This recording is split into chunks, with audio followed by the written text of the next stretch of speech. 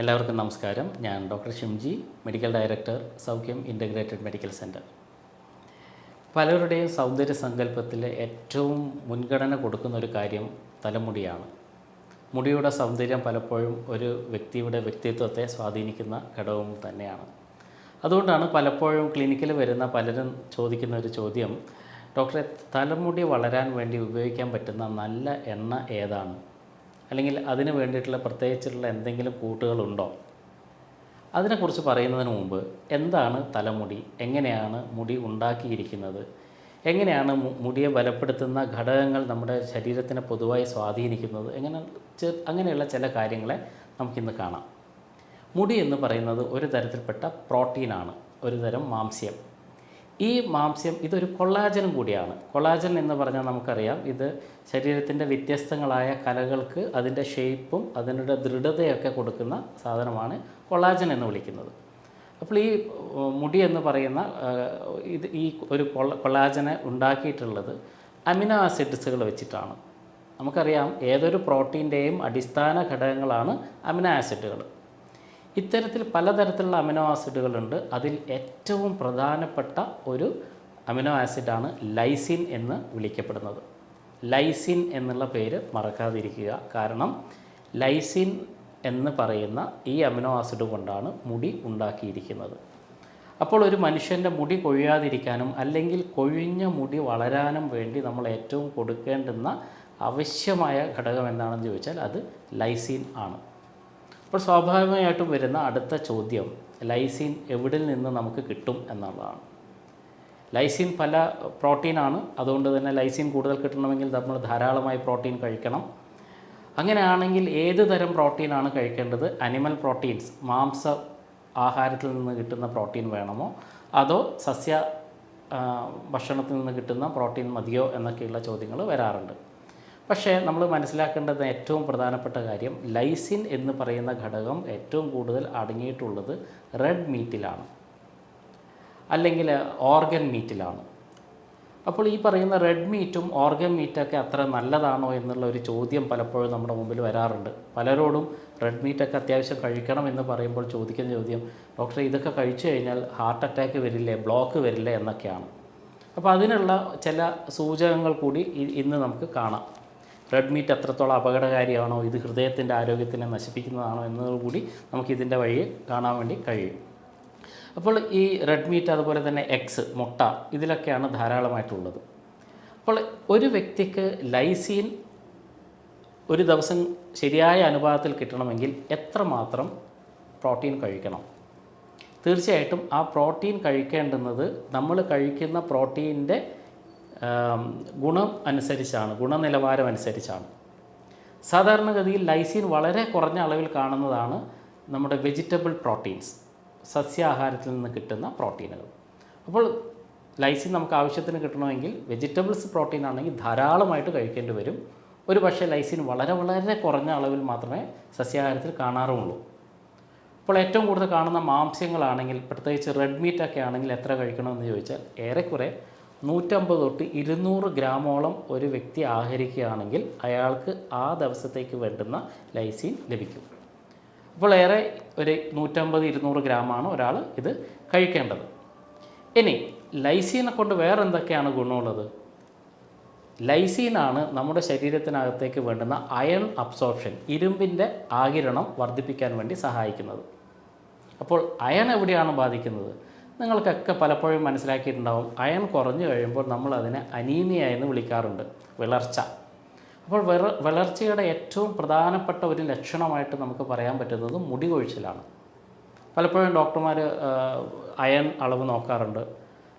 ചില ഡോക്ടർമാരൊക്കെ ചിലപ്പം ഫെറിറ്റിൻ്റെ അളവ് നോക്കാറുണ്ട്. ഫെറിറ്റിൻ കുറഞ്ഞു കഴിഞ്ഞാൽ, ഫെറിറ്റിൻ എന്ന് പറഞ്ഞാലും അയണിൻ്റെ മറ്റൊരു ഫോമാണ്, ഹീമോഗ്ലോബിൻ കുറഞ്ഞു കഴിഞ്ഞാലൊക്കെ മുടി കൊഴിച്ചിലുണ്ടാവും എന്ന് പറയാറുണ്ട്. അപ്പോൾ ഈ പറയുന്ന എല്ലാ കാര്യങ്ങളും അയണുമായിട്ട് ബന്ധമുള്ളതാണ്. പക്ഷേ മനസ്സിലാക്കേണ്ടത്, ആ അയണിൻ്റെ അബ്സോർപ്ഷനും നമുക്ക് വേണ്ടത് ലൈസിൻ തന്നെയാണ്. ലൈസിൻ ഇല്ലാതെ നമുക്ക് അയണിൻ്റെ അബ്സോർപ്ഷൻ കൂട്ടാനോ അനീമിയ മാറ്റാനോ കഴിയില്ല. അപ്പോൾ ഇത്തരത്തിൽ വളർച്ചയുണ്ടായാലും ഹെയർ ലോസ് ഉണ്ടാകും. ഇനി ഈ പറയുന്ന ലൈസീനും അയണും ഒക്കെ ധാരാളം കൊടുത്താൽ തന്നെ ഒരു വ്യക്തിയുടെ തലമുടിയുടെ വളർച്ച ത്വരിതപ്പെടുത്താൻ വേണ്ടി കഴിയുമോ എന്ന് ചോദിച്ചാൽ ഇല്ല.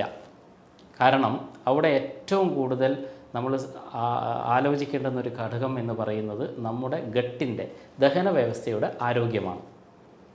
പലപ്പോഴും നമ്മുടെ മുടിയെ ഒരു ചെടിയായിട്ട് ഉപമിക്കുകയാണെങ്കിൽ നിങ്ങൾക്ക് നമ്മുടെ ദഹന വ്യവസ്ഥയെ സോയിലായിട്ട് മണ്ണായിട്ട് കണക്കാക്കാം. നല്ല വളക്കൂറുള്ള മണ്ണിൽ മാത്രമേ ചെടികൾ വളരൂ.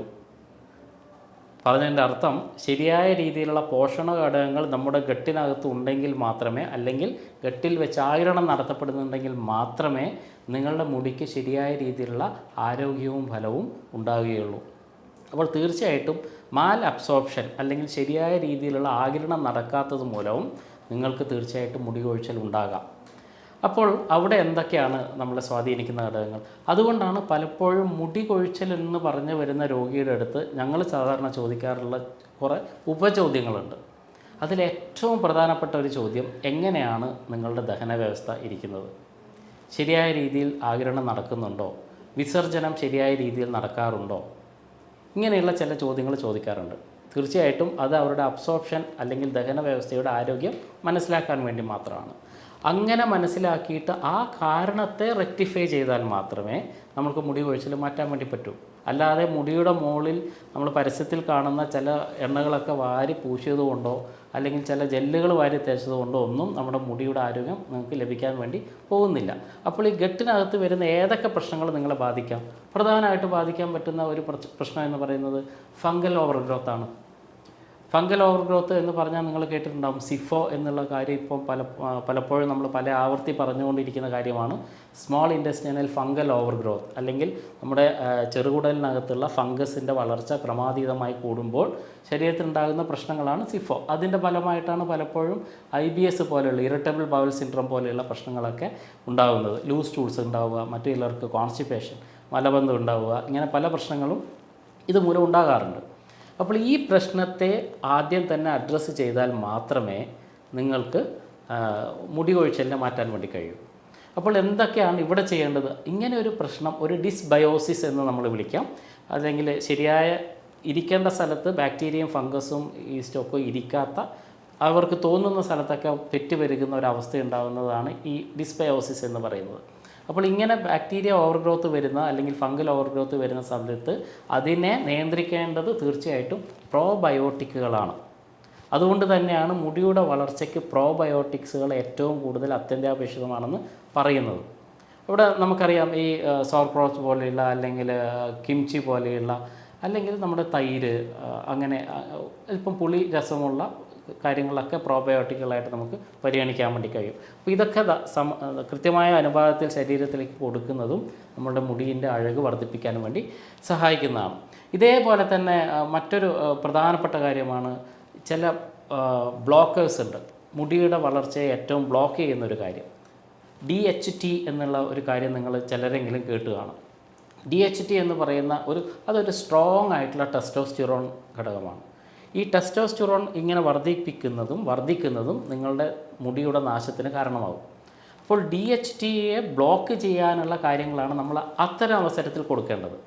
DHT എങ്ങനെ ബ്ലോക്ക് ചെയ്യാമെന്ന് ചോദിച്ചു കഴിഞ്ഞാൽ, വളരെ സ്ട്രോങ് ആയിട്ടുള്ള ഒരു DHT ബ്ലോക്കറാണ് ഞാൻ ആദ്യം പറഞ്ഞ ലൈസീൻ എന്ന് പറയുന്ന അമിനോ ആസിഡ്, അല്ലെങ്കിൽ റെഡ് മീറ്റിലൊക്കെ നമുക്ക് കിട്ടുന്ന ഈ അമിനോ ആസിഡുകൾ. അതേപോലെ തന്നെ ഈ DHTനെ ബ്ലോക്ക് ചെയ്യാൻ പറ്റുന്ന മറ്റൊരു പ്രധാന ഘടകമാണ് സിങ്ക് കിട്ടുന്നത് പലപ്പോഴും റെഡ് മീറ്റിലൊക്കെയാണ്. അപ്പോൾ ഇത്തരത്തിലുള്ള ലൈസീനും സിങ്കൊക്കെ കഴിക്കുന്നത് മൂലം നമുക്ക് DHTയെ ഒരു വലിയ പരിധി വരെ ബ്ലോക്ക് ചെയ്യാൻ വേണ്ടി കഴിയും. നിങ്ങളൊക്കെ ഈ മുടി വളരാനുള്ള മരുന്നുകളുടെ മുകളിലൊക്കെ ഒന്ന് വായിക്കുകയാണെങ്കിൽ ചിലപ്പം DHT ബ്ലോക്കർ എന്നൊക്കെയുള്ള പരസ്യങ്ങളൊക്കെ കാണാം, ആ കണ്ടൻറ്റുകളൊക്കെ കാണാം. നാച്ചുറലായിട്ട് നമുക്ക് കിട്ടുന്ന DHT ബ്ലോക്കേഴ്സാണ് സിങ്കും ഞാൻ നേരത്തെ പറഞ്ഞ ലൈസീനും. ഇത് വളരെ പ്രകൃതിദത്തമായ രീതിയിൽ നമുക്ക് കിട്ടുന്നത് പംകിൻ സീഡ് എന്നൊക്കെയാണ്, മത്തൻ്റെ കുരുവിൽ നിന്നും അങ്ങനെയുള്ള പല തരത്തിൽപ്പെട്ട സീഡ്സിൽ നിന്ന് ഇത് നമുക്ക് കിട്ടാം. അതുപോലെ ഗ്രീൻ ടീയുടെ എക്സ്ട്രാക്റ്റിൽ നമുക്കത് കിട്ടാം, നെറ്റിൽ റൂട്ടിൽ നിന്ന് നമുക്കത് കിട്ടാം. ഇങ്ങനെയുള്ള പ്രകൃതിദത്തമായ കാര്യങ്ങൾ കഴിക്കുക വഴിയും നമ്മുടെ മുടിയുടെ ആരോഗ്യം നമുക്ക് വർദ്ധിപ്പിക്കാൻ വേണ്ടി കഴിയുന്നതാണ്. ഇനി ലൈസീനെ കൊണ്ട് ഇത് മാത്രമാണോ ഗുണമെന്ന് ചോദിച്ചു കഴിഞ്ഞാൽ അല്ല. ലൈസീൻ വളരെ പ്രധാനപ്പെട്ട മറ്റൊരു ഘടകം നമ്മുടെ ശരീരത്തിൽ ഉണ്ടാക്കുന്നുണ്ട്. അതിനെയാണ് കാർനിറ്റിൻ എന്ന് വിളിക്കുന്നത്. എന്താണ് കാർണിറ്റീൻ്റെ ഗുണം? ഇതാണ് ഞാൻ ആദ്യം പറഞ്ഞ ഹൃദയത്തിൻ്റെ ആരോഗ്യവുമായിട്ട് ഇതിന് ബന്ധമുണ്ടെന്ന് ഞാൻ പറഞ്ഞത്. കാർണിറ്റിൻ വർദ്ധിപ്പിക്കാൻ വേണ്ടി ലൈസീന് കഴിയും. എന്താണ് കാർണിറ്റിൻ ചെയ്യുന്നത്? കാർണിറ്റിൻ ചെയ്യുന്നത് നമ്മുടെ ശരീരത്തിനകത്തുള്ള കൊളസ്ട്രോളിൻ്റെ അളവിനെ നിയന്ത്രിക്കും, പ്രത്യേകിച്ച് ട്രൈഗ്ലിസറൈഡ്സിനെ. നിങ്ങൾക്കറിയാം, ട്രൈഗ്ലിസറൈഡ്സ് ആണ് ഒരു ഡേഞ്ചർ ഫാക്ടറായിട്ടുള്ളത് നമ്മുടെ രക്തത്തിനകത്ത്. ട്രൈഗ്ലിസറൈഡ്സ് കൂടുന്നതനുസരിച്ച് രക്തധമനികളിൽ ബ്ലോക്ക് വരാനുള്ള സാധ്യത വർദ്ധിക്കുമെന്നാണ് പറയുക. അപ്പോൾ ഈ പറയുന്ന ട്രൈഗ്ലിസറൈഡ്സിനെ എടുത്ത് മൈറ്റോകോൺട്രിയ, കോശത്തിനകത്തുള്ള മൈറ്റോകോൺട്രിയക്കകത്തേക്ക് കയറ്റി അതിൻ്റെ സിന്തസിസ്, അതിൻ്റെ ഉപാപചയ പ്രവർത്തനങ്ങൾക്ക് മുൻഗണന കൊടുക്കാൻ വേണ്ടി കഴിയുന്ന ഒരു ഘടകമാണ് കാർണിറ്റിൻ. അതുകൊണ്ട് തന്നെയാണ് കാർണിറ്റിൻ കൂട്ടാൻ വേണ്ടിയിട്ട് അവിടെയും നമുക്ക് വേണ്ടത് ലൈസീനാണ്. ലൈസീൻ കിട്ടുന്നത് റെഡ് മീറ്റിൽ നിന്നാണ്. അപ്പോൾ ഇനി നിങ്ങൾ തന്നെ ആലോചിക്കൂ, ഈ റെഡ് മീറ്റ് കഴിക്കുന്നത് കൊണ്ട് ഹൃദയത്തിന് വലിയ പ്രശ്നങ്ങൾ ഉണ്ടാകുന്നുണ്ടോ എന്ന് ചോദിച്ചാൽ ഇല്ല എന്ന് മാത്രമല്ല, പലപ്പോഴും നമ്മുടെ ശരീരത്തെ സംരക്ഷിക്കാനുള്ള ഒരു ഘടകം കൂടിയാണ് ഈ പറയുന്ന ലൈസീൻ കണ്ടൻ്റൊക്കെ. അപ്പോൾ നിങ്ങൾ വിചാരിക്കും ഇനി എല്ലാവരും നോൺ വെജ് മാത്രം കഴിച്ചാൽ മതിയോ, വെജിറ്റേറിയൻ അല്ല. ഞാൻ വ്യക്തിപരമായിട്ട് വെജിറ്റേറിയനിസം ഇഷ്ടപ്പെടുന്ന ഒരു ആളാണെങ്കിലും എൻ്റെ ആരോഗ്യത്തെ പ്രതി ഞാൻ പലപ്പോഴും നോൺ വെജ് കഴിക്കാറുണ്ട്. അതൊരു മരുന്ന് എന്ന രീതിയിലാണ് ഞാൻ കഴിക്കാറുള്ളത്. അപ്പോൾ വെജിറ്റബിൾസ് മോശം എന്നല്ല ഞാൻ പറഞ്ഞതിൻ്റെ അർത്ഥം. പക്ഷേ ഇത്തരത്തിൽ പെടുന്ന നോൺ വെജിറ്റേറിയൻ ഡയറ്റ് നമ്മുടെ ശരീരത്തെ വളരെ കൃത്യമായ രീതിയിൽ സംരക്ഷിക്കാൻ വേണ്ടി സഹായിക്കുന്നു എന്നുകൂടി നമ്മൾ മനസ്സിലാക്കണം. ഇനി മുടി കുറയുന്നത് അയൺ കുറയുന്നത് കൊണ്ടോ ഇതുകൊണ്ട് മാത്രമാണെന്ന് ചോദിച്ചാൽ അല്ല, ഇതിന് വേറെയും കാര്യങ്ങളുണ്ട്. സ്ട്രെസ്സ്, ഭയങ്കര സ്ട്രെസ്സുള്ള ആൾക്കാർക്കൊക്കെ പെട്ടെന്ന് മുടി കൊഴിയുന്നതായിട്ട് നിങ്ങൾ ശ്രദ്ധിച്ചിട്ടുണ്ടാവും. എന്തുകൊണ്ടാണ് ഈ വളരെയധികം സ്ട്രെസ്സായിട്ടുള്ള ഒരു വ്യക്തിക്ക് ഈ മുടി കൊഴിയുന്നത്? അതിൽ ഒരേ ഒരു കാരണം എന്ന് പറയുന്നത് കോർട്ടിസോളിൻ്റെ വർധനമാണ്. കോർട്ടിസോൾ എന്ന് പറയുന്നത് അത്ര നല്ലതല്ലാത്ത ഒരു ഹോർമോണായിട്ടാണ്. അത് ശരീരത്തിൽ വേണ്ടെന്നല്ല, പക്ഷേ കോർട്ടിസോൾ വർദ്ധിക്കുന്നത് അതൊരു കാറ്റബോളിക് ആയിട്ടുള്ള ഒരു കാര്യമാണ്, അല്ലെങ്കിൽ ഡിസ്ട്രക്ഷൻ വേണ്ടിയിട്ട് ഉപയോഗിക്കുന്ന ഒരു കാര്യമാണ്. അതുകൊണ്ടാണ് കോർട്ടിസോൾ വർദ്ധിക്കുന്ന സമയത്ത് അല്ലെങ്കിൽ സ്ട്രെസ്സ് കൂടുന്ന സമയത്ത് അലോപേഷ്യ പോലെയുള്ള മുടി കൊഴിച്ചിലുകൾ ഉണ്ടാകുന്നത്. ചിലപ്പോൾ നിങ്ങൾക്കറിയാം, ഒരു രൂപ നാണയത്തിൻ്റെ വട്ടത്തിലൊക്കെ ചില ഭാഗത്തു നിന്ന് മുടികൾ അടർന്നു പോകുന്നതായിട്ടൊക്കെ നിങ്ങൾ കണ്ടിട്ടുണ്ടാവും. ഇതൊക്കെ അലോപേഷ്യ എന്ന് വിളിക്കുന്ന വിഭാഗത്തിൽപ്പെട്ടതാണ്. ഇതിനൊക്കെ പ്രധാനമായിട്ടുള്ള ഒരു ഘടകം എന്ന് പറയുന്നത് ഈ കോർട്ടിസോൾ തന്നെയാണ്. അപ്പോൾ ഈ കോർട്ടിസോളിനെ നിയന്ത്രിക്കാനും ഞാൻ നേരത്തെ പറഞ്ഞ ലൈസീൻ വളരെയധികം സഹായിക്കും. അതേപോലെ തന്നെ സിങ്കും സഹായിക്കും. സിങ്കായാലും ലൈസീൻ ആയാലും കോർട്ടിസോൾ കുറക്കാൻ വേണ്ടി സഹായിക്കുന്ന ഘടകങ്ങളാണ്.